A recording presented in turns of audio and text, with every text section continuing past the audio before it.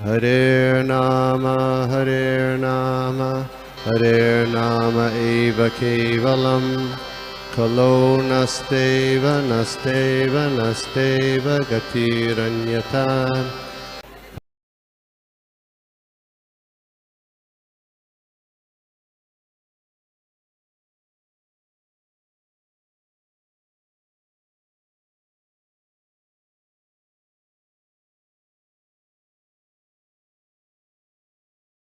या thank you प्रभु। या thank you so much प्रभु जी, आपने ये अपॉर्चुनिटी दिया। एंड जो जैसे कि हम लोग अभी ये जो रिवीजन कर रहे हैं, तो ये जो हमने जो पिछला जो अध्याय है 24वां अध्याय जिसका शीर्षक था कर्दम मुनि का वैराग्य। तो आई वाज मतलब मैं भी इस अध्याय में एक दो क्लास मेरा मिस हो गया था, तो आपकी कृपा से प्रभु ये रिवीजन करने का मौका मिला मुझे भी। So we will start with the prayers. Hare Krishna. Om नमो भगवते वासुदेवाय। ओम नमो भगवते वासुदेवाय। ओम नमो भगवते वासुदेवाय। नारायणं नमस्कृत्यं नरं चैव नरोत्तमं देवीं सरस्वतीं व्यासं ततो जयमुदीरयेत्। नष्टप्रायेषु अभद्रेषु नित्यं भागवत सेवया भगवती उत्तमश्लोके भक्तिर्भवति नैष्ठुकी। नमो विष्णुपादाय कृष्णप्रेष्ठाय भूतले श्रीमते भक्तिवेदांत स्वामिनिति नामिने। नमस्ते सारस्वते देवी गौरवाणी प्रचारिणे निर्विशेष शून्यवादी पाश्चात्य देशतारिणे।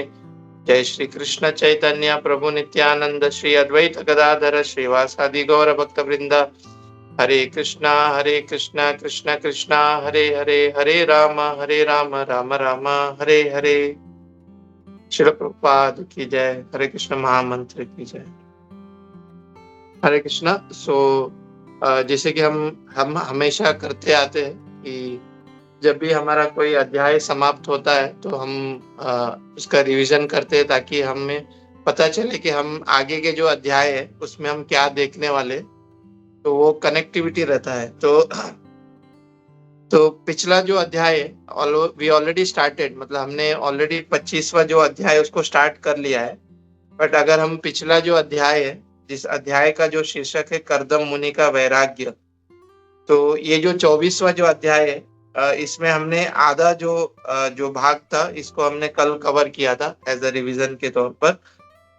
तो आज हम लोग इसका आधा भाग कवर करेंगे, ताकि हमें पता चले कि हमने क्या पढ़ा था और हम आगे क्या पढ़ने वाले हैं। तो हमने जो इस अध्याय जो है इसमें टोटल 47 श्लोका है। तो कल का जो आधा भाग है उसमें हमने अंतिम भाग में ये देखा था कि किस तरह से जो कर्दम मुनि है, जिन्होंने गृहस्थ जीवन उन्होंने ये किया हुआ था, और उसमें उन्होंने उनकी जो पुत्रियां है 9 पुत्रियों का उन्होंने विवाह किया था। तो उसके नाम हमने देखे थे, जो विवाह उन्होंने किया था जिन वर वधु के, उनका नाम हमने कल देखा था 25वें जो श्लोक है। तो आज जो हम इस अध्याय में जो आगे का जो श्लोक है, जिसमें 26 से जो 47 श्लोक है उसको आज कवर करेंगे हम लोग। तो 26 से लेके 34 जो श्लोका है इस अध्याय का, उसमें हम देखेंगे किस तरह से जो कर्दम मुनि है, जो भगवान कपिल जी है, उनसे वो प्रार्थना कर रहे हैं। ये जो 8 श्लोक है 26 से जो 34 श्लोक है, इसमें कर्दम मुनि भगवान कपिल जी से अभी प्रार्थना कर रहे हैं। तो 26वां जो श्लोक है वो इस प्रकार है कि इसमें कर्दम मुनि यहाँ पे कर्दम मुनि ये बता रहे कि उनको ये पता चला कि जो सभी देवताओं के जो प्रधान पूर्ण पुरुषोत्तम भगवान आप स्वयं इस धरातल पर अवतार लिए हैं। इस प्रकार वो बोलते हुए एकांत स्थान में जाकर नमस्कार करते हुए इस प्रकार बोले। तो यहाँ पे अभी कर्दम मुनि भगवान कपिल जी से ये बोल रहे कि उन्होंने जो अवतार लिया है, मतलब जो वो स्वयं पूर्ण पुरुषोत्तम भगवान है और उनको वो प्रणाम कर रहे हैं। तो प्रभुपाद जी इस तात्पर्य में इस तरह से बता रहे हैं कि ये जो कपिल मुनि है, जो इस जगह इस धरातल पर अवतरित हुए हैं, तो उन्हें क्या कहते हैं यहाँ पे, भगवान को यहाँ पे त्रियोगी बोला जाता है। तो यहाँ पे प्रभुपाद जी ये बता रहे हैं अपने तात्पर्य में कि भगवान जो स्वयं सत्ययुग, द्वापर युग और त्रेता युग में आते हैं। तो ऐसा नहीं कि वो कलयुग में नहीं आते हैं।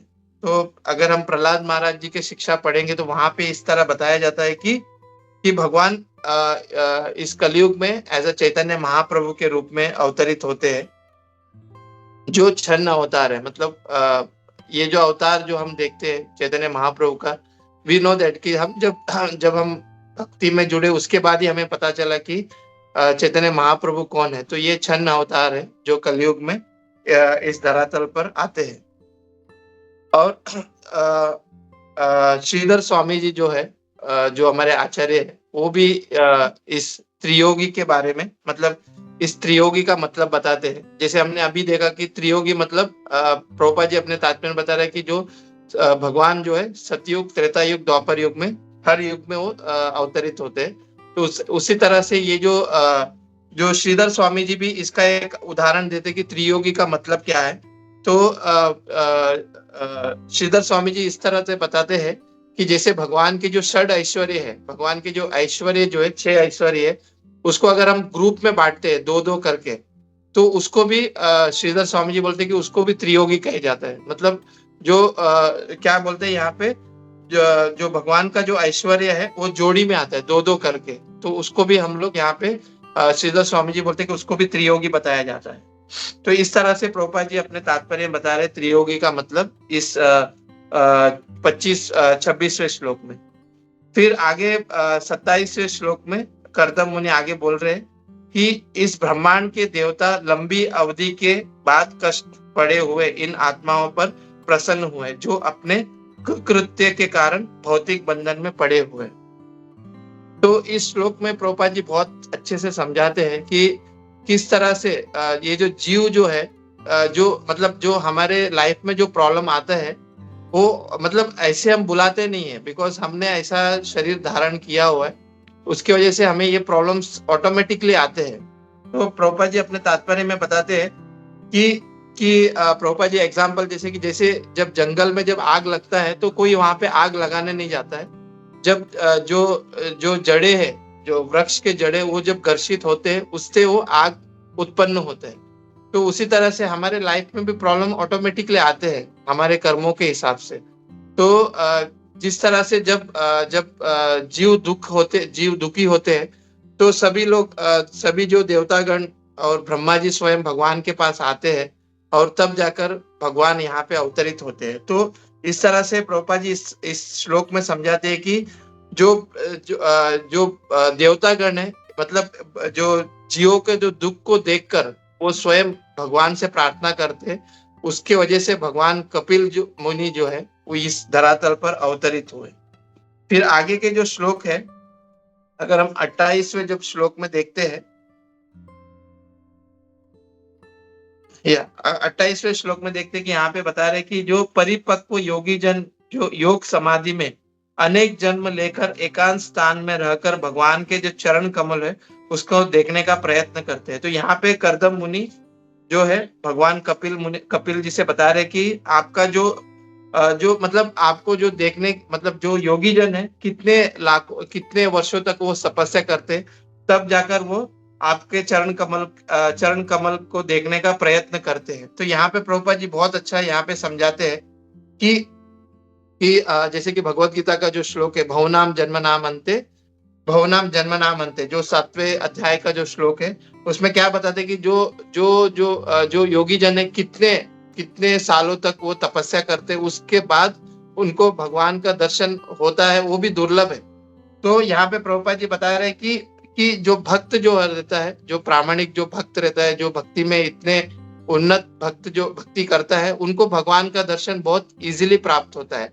जो योगी जन है कितने जन्म तपस्या करने के बाद भी उनको वो प्राप्त नहीं होता है। तो यहाँ पे प्रभुपाद जी इस तरह से अपने तात्पर्य में समझाते कि हमें भक्ति क्यों करना चाहिए, कि मतलब ये भक्ति कितना इंपॉर्टेंस है, उसके बारे में प्रभुपाद जी अपने तात्पर्य में बता रहे। फिर आगे प्रभुपाद जी जो 29वां जो श्लोक है, इसमें कर्दम मुनि ये बताते हैं कि भगवान कपिल जी से कि हम जैसे सामान्य गृहस्थों के उपेक्षा का ध्यान न करते हुए वही श्री भगवान अपने भक्तों की सहायता के लिए हमारे घर में प्रकट हुए। तो यहाँ पे करदम मुनि ये बता रहे कि ये जो गृहस्थ है, जैसे हम जैसे गृहस्थ के घर पे आप हम मतलब हमें कृपा प्रदान करने के लिए आप हमारे घर पे प्रकट हुए करके यहाँ पे इस श्लोक में करदम मुनि बता रहे 29वें श्लोक में। तो यहाँ पे प्रभुपाद जी बताते हैं कि भगवान इतने कृपालु है कि वो जो योगी जन है, जो जन्मों जन्मों तक इतना वो तपस्या करते हैं, तो उनके वहां पे वो मतलब उनको वो इतने ध्यान करने के बावजूद भी वो प्रकट नहीं होते। पर जो भक्त होते हैं, ऐसे जो गृहस्थ भक्त जो होते हैं, जो भक्ति में इतने मतलब अग्रसर है और इतने वो भक्ति करते हैं, तो यहाँ पे प्रभुपाद जी बोल रहे हैं कि मतलब भगवान इतने कृपालु है कि उनके घर पे भी वो प्रकट होते हैं, ऐसा करके प्रभुपाद जी यहाँ पे बता रहे हैं। फिर जब हम 30वें जब श्लोक में देखते हैं, हाँ यहाँ पे ये भी एक प्रभुपाद जी बता रहे हैं कि अनुवाद में कि प्रभुपाद जी यहाँ पे एक श्लोक को यहाँ पे कवर करते हैं कि जो भक्त रहते हैं, तो एक बार नारद मुनि भगवान से पूछते हैं कि आप कहाँ पे मतलब आप रहते हैं, तो भगवान वहां पे क्या बोलते हैं कि नाहम वसामि वैकुंठे योगी नाम हृदय च मद भक्त यत्र गायन्ते तत्र तिष्ठामि नारद। तो यहाँ पे भगवान जो है नारद मुनि को बता रहे कि नाहम वसामि वैकुंठा, मतलब मैं वैकुंठ जगत में नहीं रहता हूँ। नाहम वसामि वैकुंठा योगी नाम हृदय च, मतलब मैं योगियों के हृदय में भी नहीं रहता हूँ। मद भक्त यत्र गायन्ते, जहाँ पे मेरे भक्त जहाँ पे मेरा कीर्तन, जहाँ पे मेरा भजन करते, तत्र तिष्ठामि नारद, हे नारद मैं वहीं पे रहता हूँ। तो वो प्रभुपाद जी अपने तात्पर्य में इस श्लोक को कोट कर रहे हैं 29वें जो श्लोक है उसमें। तो यहाँ पे जो 30वां जो श्लोक है उसमें करदम मुनि आगे बोल रहे कि सदैव अपने भक्तों का मान वर्धन करने वाले मेरे प्रिय भगवान, आप अपने वचनों को पूरा करने तथा वास्तविक ज्ञान का प्रसार करने के लिए मेरे घर में अवतरित हुए। तो यहाँ पे क्या बता रहे कि भक्ता नाम मान वर्धनम, मतलब जो भक्त का मान है, यहाँ पे प्रभुपाद जी बताते हैं कि जो भक्त का नाम है वो हमेशा बढ़ाते हैं। क्या है, भगवान हमेशा बढ़ाते हैं। तो जब भगवान इस धरातल पर लीला करने आते हैं, तो भगवान सिर्फ आते नहीं है, उनके वो अपना नाम के साथ मतलब वो पहले भक्तों का जो नाम है उसको भी वो बढ़ाते हैं। तो इसके वजह से यहाँ पे बता रहे कि आप जो आए हुए मेरे घर पे, तो अपना जो शब्द है जो आपने मुझे जो प्रॉमिस किया था, जो हम देखते कि तीसरे स्कंद का जो 21वां अध्याय है उसमें जो 32वां जो श्लोक है, जहाँ पे भगवान स्वयं बोल रहे थे, जो कपिल मुनि भगवान स्वयं करदम मुनि को बताया कि मैं आपके घर पे अवतरित होऊंगा। तो उसको सत्य करने के लिए मतलब उसको सत्य करने के लिए आपने मेरे घर पे प्रकट हुए। तो वो करदम मुनि यहाँ पे भगवान कपिल जी से बता रहे थे। तो यहाँ पर इस श्लोक के तात्पर्य में प्रभुपाद जी एक अच्छा सुंदर बता रहे कि जो सांख्य योग जो फिलॉसफी है वो एज इट इज, जो भक्ति योग का जो फिलॉसफी है वो एज इट इज है, जो सांख्य योग का जो फिलॉसफी है वही फिलॉसफी डिवोशनल मतलब भक्ति योग का जो फिलॉसफी है वही है करके इस तात्पर्य में प्रभुपाद जी बता रहे हैं। फिर जो 21वां जो 31st जो श्लोक है उसमें ये बताते हैं कि हे भगवान, यद्यपि आपका कोई भौतिक रूप नहीं है किंतु आपके अपने ही अनंत रूप है, वे सचमुच ही आपके दिव्य रूप है और आपके भक्तों को आनंदित करने वाले। तो इस श्लोक में क्या बता रहे कि आपका कोई भौतिक रूप नहीं है। भगवान का जो भी रूप है वो क्या है, आध्यात्मिक रूप है, वो भौतिक नहीं है। और उनके अनगणित रूप है, जो भगवान का जो रूप है वो अनगणित है। वो जो भगवान जब अवतरित लेते हैं तो अनगणित, और वो सारे क्या है, दिव्य और विशेष रूप से भक्तों को बहुत प्रसन्न करता है। तो इस श्लोक में क्या बताया जा रहा है, एक वर्ड यहाँ पे आ रहा है जो 31st श्लोक में क्या बता रहे हैं यहाँ पे, या तानी एवच अभिरूपाणी, मतलब ये बता रहे कि जब कोई मतलब ऐसे जो भगवान का जो अवतार, भगवान जब अवतरित होते हैं तो उससे क्या भक्त बहुत प्रसन्न होता है। तो मतलब यहाँ पे बताया जाता है कि मतलब एक जो भक्त होता है वो एक विशेष भगवान के जो रूप है उसको ही वो ध्यान करता है और वही उसको मतलब वही उसको प्रसन्न करता है। तो यहाँ पे प्रभुपाद जी अपने तात्पर्य में एक उदाहरण देते हैं कि जैसे श्री राम भगवान जो है जिन्होंने इस धरातल पर जब प्रकट हुए थे तो उनके जो भक्त थे हनुमान जी, वो क्या है साक्षात उनको पता था कि जो ये जो भगवान राम जी और सीता जी है वो स्वयं मेरे प्रभु है और वो स्वयं लक्ष्मी नारायण है। फिर भी जो हनुमान जी है उनको से वो क्या बोलते कि भले ही वो ये जो भगवान जो है वो लक्ष्मी नारायण है, फिर भी मैं अपने जो प्रिय है भगवान राम और सीता मतलब भगवान राम जी और सीता मैया को ही मैं पूजूंगा। तो इस तरह से प्रभुपाद जी बता रहे कि ऐसे जो शुद्ध भक्त होते हैं वो भगवान के एक अवतार पर उसके ऊपर ही आकर्षित हो जाते हैं और उनको ही पूजते हैं। तो वो प्रभुपाद जी अपने तात्पर्य में बताते हैं। तो यहाँ पे प्रभुपाद जी एक और शब्द ये बता रहे हैं कि अगर हमको भगवान के ऐसे अलग अलग बहुत सारे रूप है। भगवान नरसिंह अवतार में आते हैं, भगवान जैसे कि यहाँ पे कपिल मुनि के अवतार में भगवान जी आए और भगवान राम आते हैं, भगवान नरसिंह भगवान आते हैं। फिर भी हम मतलब यहाँ पे बोल रहे कि अगर हम भगवान कृष्ण के ऊपर अगर हम ध्यान केंद्रित करते हैं, राधा माधव के ऊपर ध्यान केंद्रित करते हैं, तो हम ऑटोमेटिकली भगवान के जितने भी अवतार है उसको भी हम पूज जाते हैं, मतलब उनको भी हम लोग पूजते हैं करके इस श्लोक में प्रभुपाद जी हमको समझाते हैं। और क्या आगे क्या बोल रहे कि जब हम भगवान की जब आराधना करते हैं तो हमें अलग अलग से भगवान के अवतारों की हमें आराधना करने की जरूरत नहीं है। अगर हम भगवान कृष्ण की आराधना करते हैं तो ऑटोमेटिकली उनके भी भगवान कृष्ण का अगर हम पूजा करते हैं तो ऑटोमेटिकली सारे अवतार भगवान के जितने भी अवतार है उनका भी हम पूजा कर रहे हैं। तो इस तरह से प्रभुपाद जी अपने तात्पर्य में समझाते हैं। फिर जो 32वां जो श्लोक है इसमें कर्दम मुनि आगे ये बताते हैं कि हे भगवान आपके चरण कमल ऐसे कोश के समान है जो परम सत्य को जानने के इच्छुक बड़े बड़े ऋषि मुनियों का सदैव आदर प्रदान करने वाले। आप ऐश्वर्य, वैराग्य, दिव्य यश, ज्ञान, वीर्य तथा सौंदर्य से ओतप्रोत है और मैं आपके चरण कमलों का शरण में हूँ। तो यहाँ पे कर्दम मुनि ये बता रहे कि मैं आपके शरणागत हो रहा हूँ और आपके जो षड ऐश्वर्य, आप जो 6 ऐश्वर्य से पूर्ण है और आपका जो चरण है वो हमेशा आपका जो भक्त है वो हमेशा आपके चरण कमलों में पूजते हैं। तो मैं आपकी सेवा करता हूँ कि इस तरह से इस श्लोक में बताया जा रहा है। तो अगर हम देखेंगे इस श्लोक में प्रभुपाद जी भगवान के जो षड ऐश्वर्य है उसके ऊपर बता रहे हैं कि आज के समय में बहुत सारे जो लोग हैं अपने आप को भगवान का पदवी की ओर बढ़ाते हैं कि मैं भगवान हूँ करके।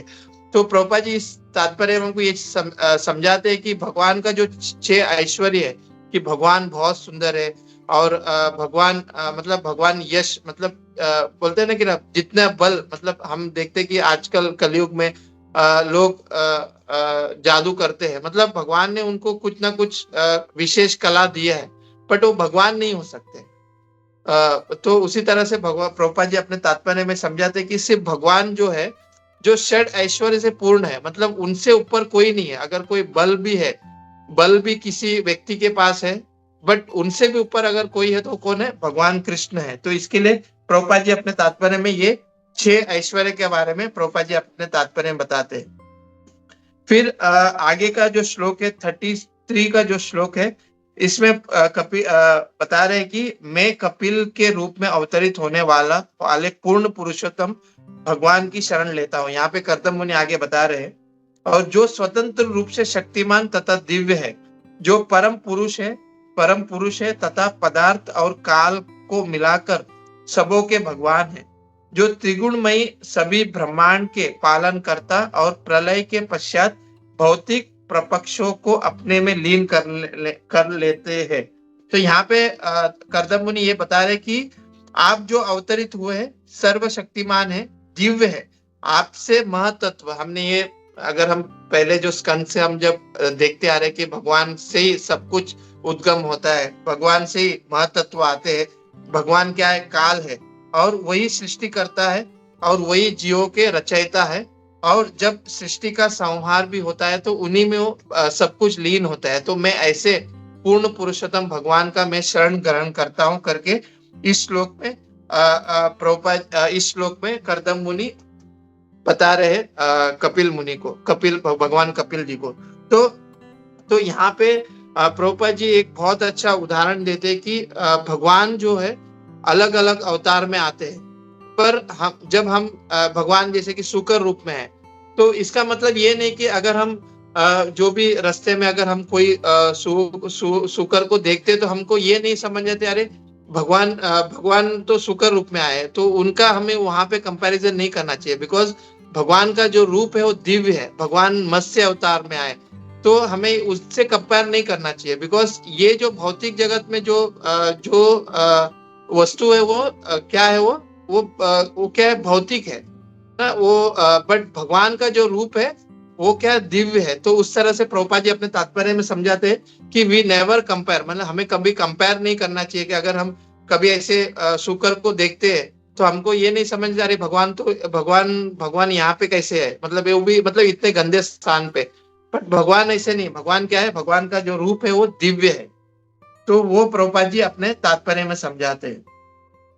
फिर जब 34वां जो 34 जो श्लोक है उसमें क्या बता रहे हैं यहाँ पे कि आप जो आए हैं वो, तो जैसे मतलब भगवान कपिल जी जो अवतरित हुए करदम मुनि के घर पे, तो जितने भी उनके जो ऋण है वो क्या हो गए, अभी वो ऋण से मुक्त हो गए। यहाँ पे करदम मुनि बता रहे कि आप जो आए हो मेरे सारे जो ऋण है वो मुक्त हो गए, अभी मेरी सारी इच्छाएं जो पूर्ण हो गई, जो भी इच्छाएं थी करदम मुनि की वो पूरा पूर्ण हो गए, अभी मैं आपसे आप मुझे आशीर्वाद दीजिए। तो यहाँ पे करदम मुनि अभी भगवान कपिल जी से प्रार्थना कर रहे कि आप मुझे आशीर्वाद दीजिए कि मैं अभी संन्यास ले सकूं, और आप मतलब भगवान के साक्षात उनके घर में। और यहाँ पे प्रभुपाद जी मतलब यहाँ पे बताया जा रहा है कि अभी करदम मुनि जो है भगवान कपिल जी से अभी प्रार्थना कर रहे हैं कि आप मुझे आज्ञा दीजिए कि मैं संन्यास यहाँ पे ले सकूं, इस 34 जो श्लोक है उसमें। तो यहाँ पे हमने ये भी कवर किया था कि स्वयं भगवान उनके घर में है, फिर भी करदम मुनि क्या कर रहे, बोल रहे कि मुझे आप आशीर्वाद दीजिए कि मैं यहाँ से जाऊं और मैं संन्यास ले सकूं करके। तो अगर हम देखते हैं इसमें प्रभुपाद जी एक उत्तर दे रहे कि यहाँ पे करदम मुनि भले ही भगवान घर पे साक्षात अवतरित हुए, फिर भी वो क्यों जाना चाह रहे, क्योंकि वैदिक शास्त्रों में दिए गए कि एक समय जब आएगा तभी हमें घर छोड़ के जाना ही होगा, मतलब वैदिक शास्त्रों के हिसाब से हमें उस समय घर छोड़ना होगा। तो इस तरह से जो वैदिक शास्त्र जो है, वैदिक जो शास्त्र के हिसाब से करदम मुनि उसको पालन कर रहे हैं, तो वो प्रभुपाद जी अपने तात्पर्य में समझाते हैं। और यहाँ पे विश्वनाथ चक्रवर्ती ठाकुर जी महाराज जी और 2-3 जो टिप्पणी देते हैं इसके ऊपर। एक तो हमने इस श्लोक में प्रभुपाद जी स्वयं बता रहे हैं कि जो वैदिक शास्त्र है उसका पालन कर रहे करदम मुनि। फिर आगे जो विश्वनाथ चक्रवर्ती ठाकुर जी महाराज जी ये टिप्पणी देते हैं कि करदम मुनि नहीं चाहते थे कि जो उनका दासत्व भाव है, अभी वो जो दास भाव में जो अभी जो भगवान से भगवान की वो पूजा कर रहे हैं, भगवान की वो सेवा कर रहे हैं, वो वात्सल्य भाव में वो बदल नहीं जाए, उसके वजह से वो अभी वो घर छोड़ने का आग्रह कर रहे हैं भगवान से। फिर तीसरा विश्वनाथ चक्रवर्ती ठाकुर महाराज जी ये बता रहे हैं कि जब समय आता है तभी हमें सब कुछ छोड़ना होता है। तो काल के प्रभाव से जब काल का प्रभाव आता है तो हमें मतलब जबरदस्ती हमको वो ऑटोमेटिकली वो छुड़ा देते हैं सब चीजों से। तो उससे पहले ही मैं क्यों ये सबको छोड़ के मैं भगवान का धाम मतलब भगवान की भक्ति में ना लगूं। तो ये सोचकर करदम मुनि कर्दम मुनि अभी मतलब भगवान कपिल से अभी प्रार्थना करते कि मुझे अभी सन्यास लेना है करके। फिर चौथा जो है, यहाँ पे विश्वनाथ चक्रवर्ती ठाकुर महाराज जी ये टिप्पणी देते हैं कि भले ही भगवान हमारे सामने है, पर सबसे इंपॉर्टेंट क्या है कि भगवान को हम अपने मन में और हमें अपने हृदय में धारण करना है। तो यही यही सोचकर अभी यहाँ से कर्दम मुनि अभी प्रस्थान करेंगे सन्यास की ओर। तो ये जो 3-4 टिप्पणी है वो विश्वनाथ चक्रवर्ती ठाकुर महाराज जी बता रहे हैं।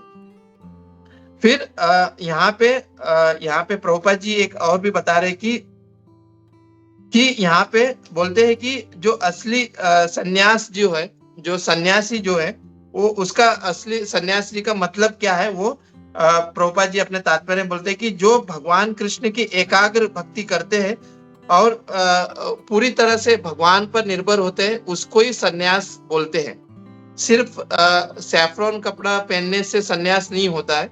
जो भगवान का पूरी तरह से मतलब जो भगवान के ऊपर पूरा डिपेंड होता है वही सन्यास करके यहाँ पे प्रभुपाद जी अपने तात्पर्य में बताते हैं।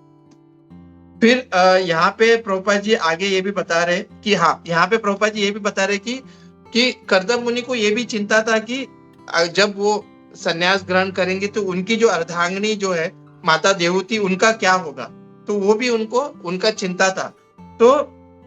तो यहाँ पे प्रभुपाद जी बोलते हैं, यहाँ पे कर्दम मुनि ये कह रहे कि उन्होंने वो क्या बोल रहे कि अपना परिवार तो छोड़ रहे हैं, पर वो पूरा संसार जो है उसका क्या यहाँ पे बोलते हैं कि कर्दम मुनि अपने परिवार छोड़ देते हैं, जिससे वो पूरे संसार अपना परिवार बना देते हैं। तो जैसे कि एक उदाहरण आता है कि प्रभुपाद जी ने जब सन्यास लिए तो उन्होंने मतलब अपने क्या बोल रहे यहाँ पे एक राधानाथ स्वामी महाराज का एक लेक्चर था, उसमें इसके ऊपर वो बता रहे थे कि 1969 में जब प्रभुपाद जी ने मतलब इस लेक्चर में बता रहे कि उन्होंने अपने जो तीनों पुत्र को उन्होंने छोड़ दिए थे, और प्रभुपाद जी बता रहे कि मैंने अपने तीनों पुत्र को छोड़ दिए पर आज मेरे 300 पुत्र हो गए।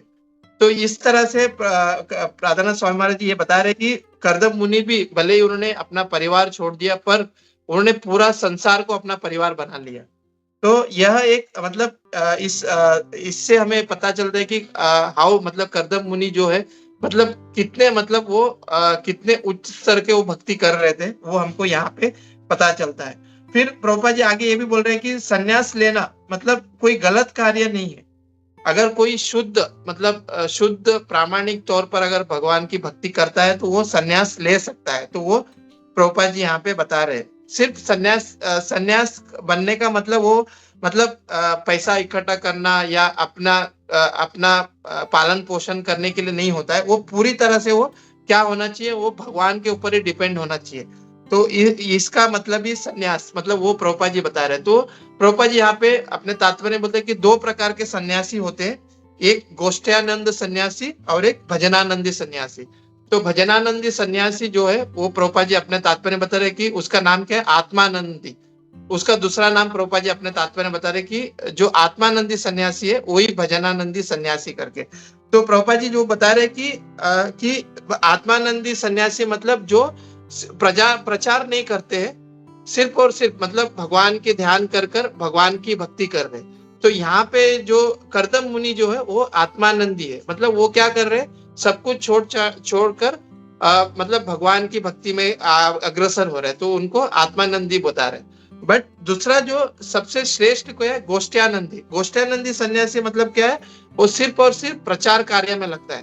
तो श्रील भक्ति सिद्धांत सरस्वती ठाकुर महाराज जी बता रहे कि इस सभी सन्यासी में जो गोष्ठ्यानंदी सन्यासी है, जिन्होंने पूरा अपना जीवन भगवान की भक्ति में लगा दिया और सिर्फ प्रचार कार्य में लगते हैं, वो सबसे उत्तम है करके भक्ति सिद्धांत सरस्वती ठाकुर जी महाराज जी कहते हैं। तो हम देखते हैं कि आज के समय में अगर हम अपने जो संस्था है इस्कॉन के, अगर हम जो हमारे जो महाराज जो देखते हैं वो क्या है, मतलब सभी जगह पे वो क्या करते हैं, प्रचार करते हैं। ऐसे कंट्री में भी जाते हैं जहाँ पे मतलब इतना मतलब वहां पे प्रॉब्लम्स है। जैसे कि हम देखते हैं कि पाकिस्तान में जाते हैं, गल्फ कंट्री में जाते हैं, ऐसे अफ्रीकन कंट्री में जाते हैं जहाँ पे लोग एक दूसरे को मार के खाते हैं। तो ऐसे कंट्री में भी जाकर अपने जो महाराज है वो प्रचार करते हैं।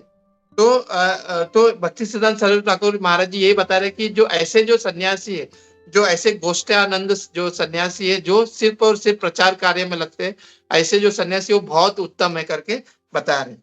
तो ये जो हमने देखा कि जो टिल जो 34 जो श्लोका है, उसमें हमने ये देखा कि अभी जो कपिल मुनि प्रार्थना कर रहे थे भगवान से। अभी 35 से जो 40 जो श्लोका है, यहाँ पे अभी भगवान कपिल जी अभी जवाब दे रहे हैं किसको? अभी यहाँ से अभी भगवान कपिल जी बता रहे हैं कर्दम मुनि को। तो जो 35 का जो श्लोक है, इसमें हम देखते हैं कि श्री भगवान वाचा, यहाँ से भगवान कपिल जी अभी बात कर रहे हैं। तो यहाँ पे क्या बोल रहे हैं भगवान कपिल कि भगवान कपिल ने कहा कि मैं जो भी प्रत्यक्ष रूप से या शास्त्रों में कहता हूँ वह संसार के लोगों के लिए सभी प्रकार से प्रामाणिक है। हे मुनि, चूंकि हे मुनि, यहाँ पे कर्दम मुनि को बता रहे हैं भगवान कपिल जी कि हे मुनि, चूंकि मैं तुमसे पहले ही कह चुका हूँ कि मैं तुम्हारा पुत्र बनूंगा, अतः उसी का सत्य करने हेतु मैंने अवतार लिया है करके यहाँ पे भगवान कपिल जी बता रहे हैं। तो यहाँ इस श्लोक में जो भी भगवान कपिल जी ये बता रहे कि जो भी मैं बोल रहा हूँ और पूरा शास्त्र है, वो पूरा शास्त्र है और वो हमेशा प्रामाणिक रहेगा, बिकॉज भगवान के मुखारविंद से जो भी बोला है वो प्रामाणिक है। और जो मैंने वचन दिया है, जो मैंने आपसे वचन दिया है कि मैं आपका पुत्र के रूप में आपके घर पे जन्म लूंगा, तो उसको मैं उसके लिए मैं यहाँ पे प्रकट हुआ। तो प्रभुपाद जी जो पिछला जो श्लोक है उसका जो तात्पर्य को कंटिन्यू करते बोलते हैं कि हमें एक समय में, मतलब जब हमारी आयु 50 वर्ष होगी तो हमें सब कुछ छोड़ के हमें वन में जाना होगा। तो यहाँ पे प्रभुपाद जी यहाँ पे एक प्रैक्टिकल एप्लीकेशन हमें प्रभुपाद जी समझाते हैं कि आजकल वन नहीं है। हम देखते हैं, हम ऐसे सिटी में रहते हैं, वहां पे वन नहीं है। हम वृंदावन देखते हैं, वृंदावन धाम में वहां पे वन है, बट आजकल हम जहाँ पे रहते हैं वहां पे हमें जंगल नहीं दिखाई देता है। तो प्रैक्टिकल एप्लीकेशन क्या है कि जहां भी है, मतलब जहां कहीं भी हम हैं, वहां पे हम रहकर अगर हम अपनी भक्ति कृष्ण भावनामृत में अगर हम अग्रसर होते हैं और जहां कहीं भी रहकर अगर हम अपनी भक्ति अच्छे से करते हैं, वो एक मतलब वो एक वन में जाने के समान है। तो वो प्रभुपाद जी बता रहे। फिर प्रभुपाद जी ये भी बताते कि अपने तात्पर्य में कि जैसे कि वन में बंदर रहते हैं, अलग अलग पशु रहते हैं, तो सिर्फ वो उनके लिए नहीं हो। अगर व्यक्ति जो है भगवान की शुद्ध भक्ति करता है और वो उसी जगह पर जाकर वो मतलब सब कुछ छोड़ छाड़ कर, जैसे अभी कर्दम मुनि कर रहे हैं कि मतलब वो मतलब वन में जा रहे हैं और भगवान को केंद्रित करके भगवत धाम जाने का वो प्रयास कर रहे हैं। तो यहाँ पे प्रभुपाद जी बोल रहे हैं कि ये जो वन जो है वो सिर्फ बंदरों, ऐसे जानवरों के लिए नहीं है। ऐसे बड़े बड़े जो मुनि है वो जाकर वहां पर भगवान की भक्ति करके वो भगवान की ओर बढ़ते हैं और भगवत धाम जाते हैं। वो प्रभुपाद जी अपने तात्पर्य में समझाते हैं। और यहाँ पे प्रभुपाद जी ये भी बता रहे हैं कि भगवान हमारे घर में है, फिर भी वैदिक शास्त्रों का पालन करते हुए, मतलब ये बता रहे कि महाजन ये न गता पुंसा, मतलब जो हमारे जो आचार्य गण है उनके अगर चरण चिन्हों पर अगर हम चलते हैं, उनका अगर हम अनुसरण करके अगर हम चलते हैं, तो हम भक्ति में प्रगति कर सकते हैं। तो जैसे कर्दम मुनि ने, मतलब कर्दम मुनि का यहाँ पे एग्जाम्पल देके बोलते कि हमें ऐसे आचार्यों का हमको उनके अनुसरण करके, मतलब उनके चरण चिन्हों पर चलकर हमको भक्ति में आगे बढ़ना चाहिए करके प्रभुपाद जी अपने तात्पर्य में बोलते हैं। फिर यहाँ पे ये भी बोल रहे हैं प्रभुपाद जी की चैतन्य महाप्रभु के बारे में बताते हुए बोलते हैं कि जैसे चैतन्य महाप्रभु ने क्या बोले कि हरे नाम ही व केवलम, मतलब इस कलयुग में अगर हमें अगर शुद्ध भक्ति करना है और हमें भगवान की ओर बढ़ना है, हम कृष्ण भावनामृत में आगे बढ़ना है, तो हमें सिर्फ और सिर्फ इस कलयुग में एक ही उपाय है, हरे नाम ही व केवलम। मतलब हमारा एक ही उपाय है कि हमें सिर्फ और सिर्फ भगवान का नाम और भगवान का जप करना चाहिए।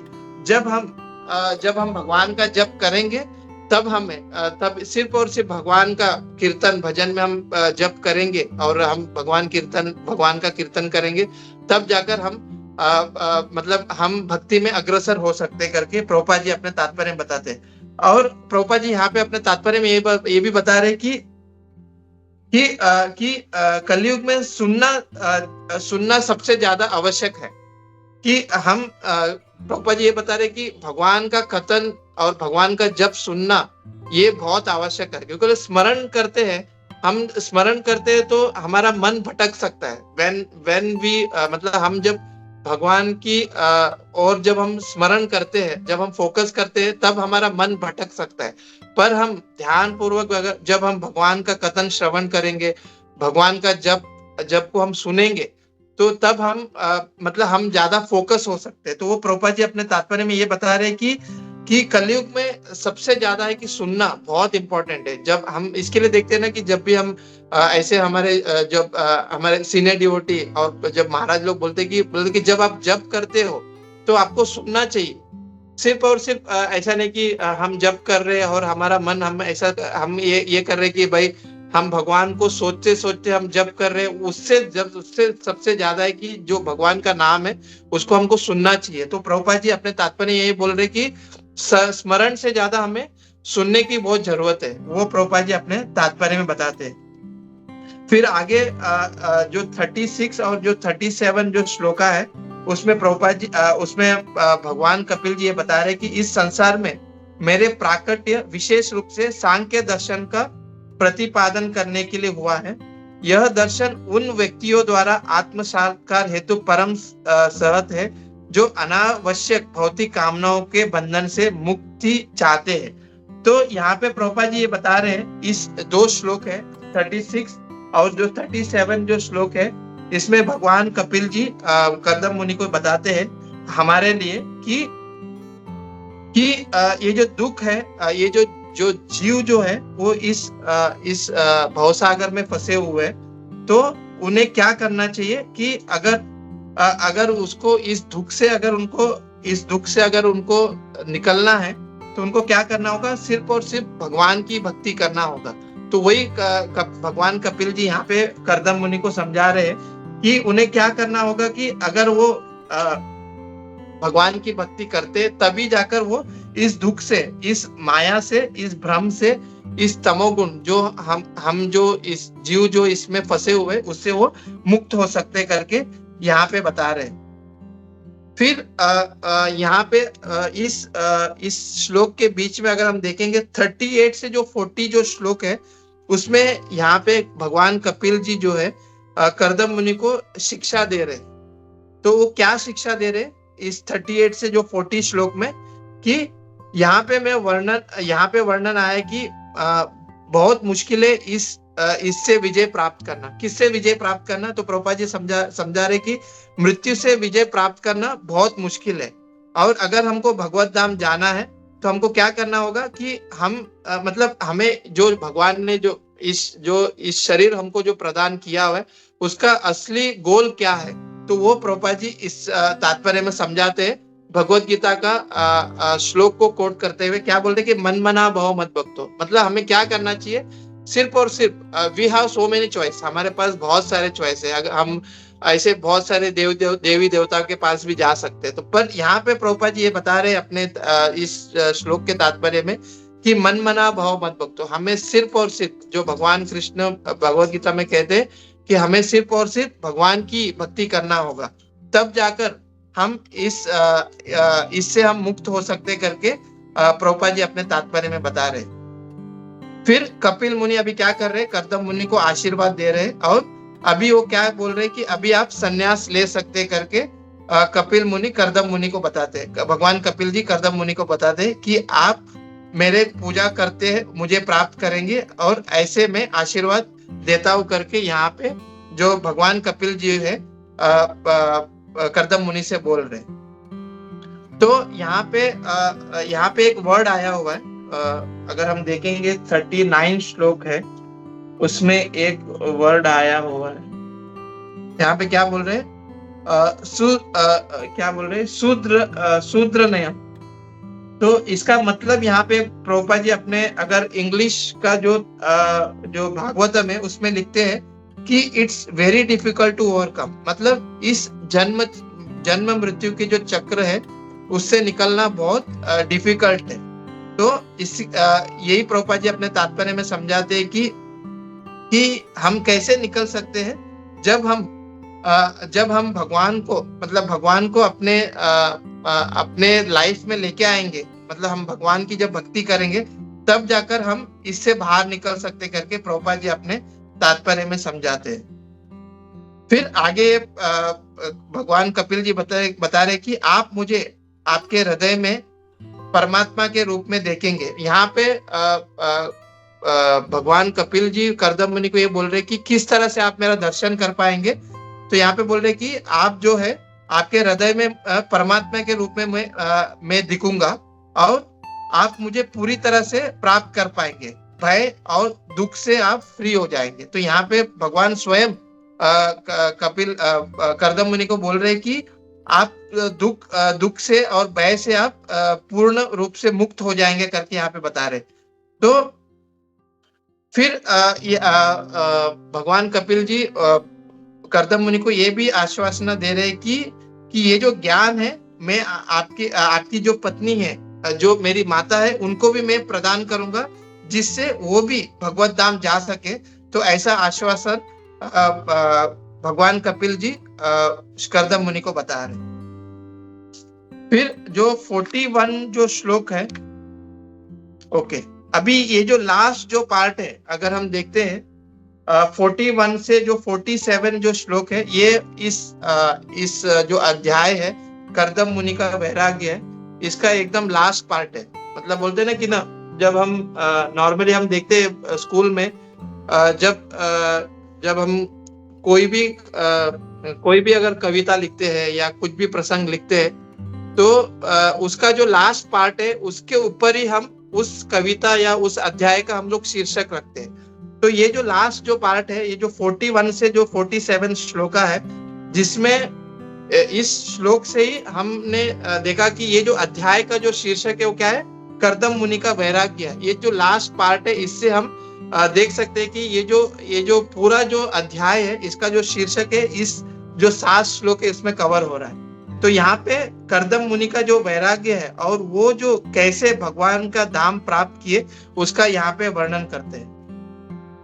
तो यहाँ पे पहले करदम मुनि क्या करते हैं, अभी जैसी भगवान कपिल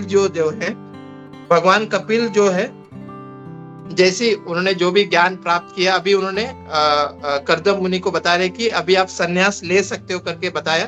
फिर क्या बोल रहे, करदम मुनि क्या करते हैं कि भगवान कपिल जी का वो प्रदक्षिणा करते हैं और एकदम से शांत मन लेते हुए जंगल की ओर निकल जाते हैं।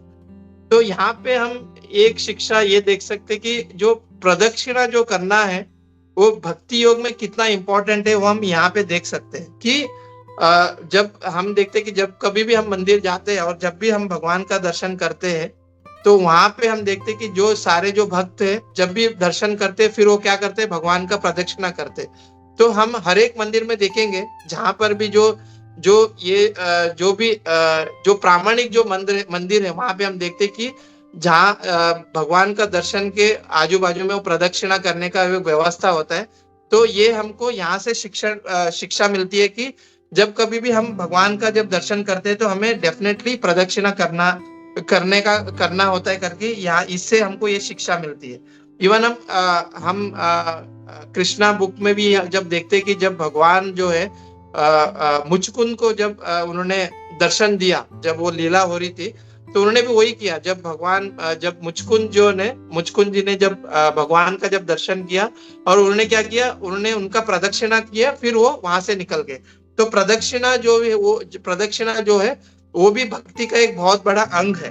तो वो हम इस करदम मुनि के जो इससे हम देख सकते हैं यहाँ पे। और यहाँ पे ये भी बताया जाता है इस श्लोक में कि ये जो भौतिक जगत है वो एक, प्रभुपाद जी अपने तात्पर्य में बता रहे हैं कि ये जो भौतिक जगत है कुएं के समान है। तो अगर कोई व्यक्ति इस कुएं में गिरता है, मतलब एक छोटी सी कुएं में वो गिर गया अंदर, और वो कितना भी चिल्लाए और कितना भी वो प्रयास करे, बट उसकी मृत्यु निश्चित है। तो उसी तरह से बता रहे कि ये भौतिक संसार भी एक कुएं के समान है।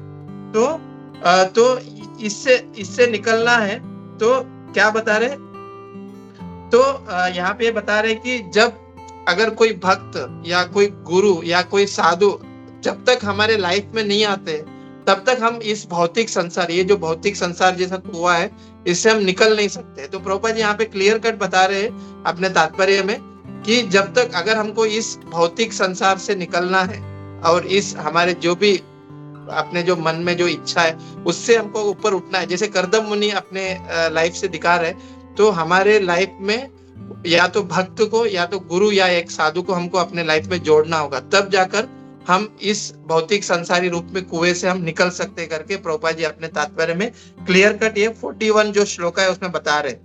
फिर आगे जो 42 श्लोका है इसमें करदम मुनि एकदम मौन व्रत स्वीकार कर लिए। फिर वो पूरी तरह से भगवान के आश्रय ले लिए और क्या हो रहे हो यहाँ पे पूरी पृथ्वी पर वो घूम रहे हैं बिना कुछ अग्नि जलाए हुए और बिना कोई आश्रय लिए हुए। तो यहाँ पे द फर्स्ट प्रभुपाद जी अपने तात्पर्य में बता दे कि मौन व्रत धारण करना मतलब ऐसा नहीं कि मौन व्रत धारण करना मतलब ऐसा नहीं कि सिर्फ हम चुपचाप रहे, ऐसा नहीं। तो यहाँ पे प्रभुपाद जी ये बता रहे कि एक साधु जो होता है, नहीं यहाँ पे ये बता रहे कि मौन व्रत धारण करना मतलब ऐसा नहीं कि हम सिर्फ मतलब कुछ भी बकवास नहीं करें, मतलब हमें सिर्फ और सिर्फ मौन व्रत धारण करना मतलब हमें सिर्फ और सिर्फ भगवान के बारे में बोलना है। भगवान के बारे में किसी को अगर किसी से बातचीत करना है तो हमें यही करना है कि हम भगवान के बारे में उनको बोले। तो वो प्रभुपाद जी अपने तात्पर्य में बताते हैं। और यहाँ पे एक बहुत अच्छा मतलब एक बहुत अच्छा ये किया है कि जो करदम मुनि है यहाँ पे बता कि बिना अग्नि जलाए हुए, मतलब इससे ये समझा जाता है कि उन्होंने मतलब सब कुछ त्याग दिया, मतलब ही वाज इन, मतलब वो यहाँ पे बता रहे कि अनिकेतना, मतलब नहीं ये यहाँ पे ये बता रहे कि अग्नि जलाए मतलब वो भोजन भी नहीं पकाते थे, मतलब उन्होंने अग्नि नहीं जलाया मतलब उन्होंने वो भोजन भी नहीं पकाते थे, मतलब वो टोटली भगवान के ऊपर सरेंडर हो गया। यहाँ पे बता रहे कि अनिकेतना बोल के एक वर्ड आया हुआ है, मतलब पूरी तरह से वो भगवान के ऊपर सरेंडर हो गए। तो वो यहाँ पे प्रभुपाद जी अपने तात्पर्य में बता रहे। और फिर यहाँ पे 42 श्लोका में 43 जो श्लोका है उसमें क्या बता रहे, ये भी बहुत अच्छा श्लोक है। 43 जो श्लोक है इसमें बता रहे कि उन्होंने अपने मन परम ब्रह्म पूर्ण पुरुषोत्तम भगवान में स्थिर कर दिया, जो कार्य कारण से परे है, जो तीनों गुणों को प्रकट करने वाले हैं किंतु उन तीनों गुणों से अतीत है और जो केवल अटूट भक्ति योग के द्वारा देखे जा सकते। तो यहाँ पे इस श्लोक में बता रहे कि उनका मन जो है वो समुद्र के समान है। तो इस श्लोक में प्रभुपाद जी ये बताते हैं कि बता रहे कि जब समुद्र में कितने लहरें आते हैं फिर भी समुद्र विचलित नहीं होता, तो उसी तरह से जो करदम मुनि का जो मन है वो समुद्र के समान है। भले ही मतलब बिना विचलित होकर वो अभी मतलब पूरी तरह से वो भगवान के ऊपर निर्भर हो गए। तो यहाँ पे प्रभुपाद जी अपने तात्पर्य बताते हैं कि हमारा मन कैसा होना चाहिए, मतलब हमारा मन पूरी तरह से भगवान की ओर ही लगना चाहिए, एक समुद्र के समान है। अगर हम भगवत गीता में भी देखेंगे इन दैट भगवत गीता में दूसरे अध्याय का जो 9वां श्लोक है उसमें प्रभुपाद जी अपने तात्पर्य में एक उदाहरण वहां पे भी देते हैं, जैसे कि समुद्र में बहुत सारे अलग अलग नदियां आके मिलता है, पर समुद्र अपने जो रेस्ट्रिक्शन है उससे वो लांघता नहीं है। भले ही वो बहुत सारे जो समुद्र का नदियों का पानी जब समुद्र में मिलता है फिर भी वो विचलित नहीं होता। उसी तरह से जब कभी मतलब एक भक्त जो है उनका मन भी ऐसे ही होना चाहिए, भले ही उनके ऐसे बहुत सारे इच्छा है, बिकॉज हम अपने इच्छा को रोक नहीं सकते हैं, तो हमारे मन में भी बहुत सारी इच्छाएं आएंगी, बट हमें क्या करना है, हमें उस इच्छाओं से विचलित नहीं होना है और हमें क्या करना है कि हमारे जो इच्छा है उसको हमको डाइवर्ट करके भगवान की ओर लगाना है। फिर प्रभुपाद जी बता रहे कि अपने होता है और सिर्फ वो इच्छाएं पूरी करने में लग जाता है तो वो इस भवसागर में ही फंसा रहेगा, उससे वो कभी पाएगा करके प्रभुपाद जी अपने तात्पर्य उसमें जो 43 नंबर का जो श्लोक है उसमें बता रहे। फिर जो 44 से अगर हम 47 जो श्लोक है इसमें हम देखेंगे, ये एकदम मतलब इस अध्याय का एकदम लास्ट जो पार्ट है, जिसमें अभी पूरी तरह से अभी कर्दम मुनि मतलब पूरी तरह से वो भगवान की ओर जा रहे हैं और भगवान की ओर ही डिपेंड हो चुके।